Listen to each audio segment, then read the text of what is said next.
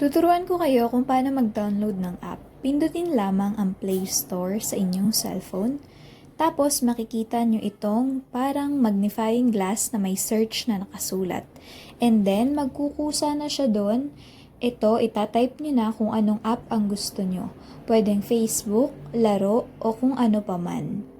Pagkatapos nyong pindutin, pipindutin nyo lang ulit yung nasa baba na magnifying glass. Lalabas yan at pipindutin nyo ang install button. Sa account setup, i-continue lang.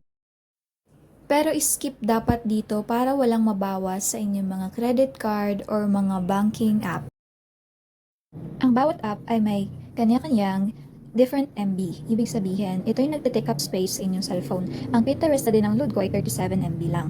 Then, kapag natapos na, pwede mo siyang i-open at para magamit mo na rin yung app na dinownload mo. Pwede ka nang mag-set up or maglagay ng mga information na kakailanganin depende sa app na nilagay mo. Pwede mo rin siyang i-access sa mismong cellphone mo.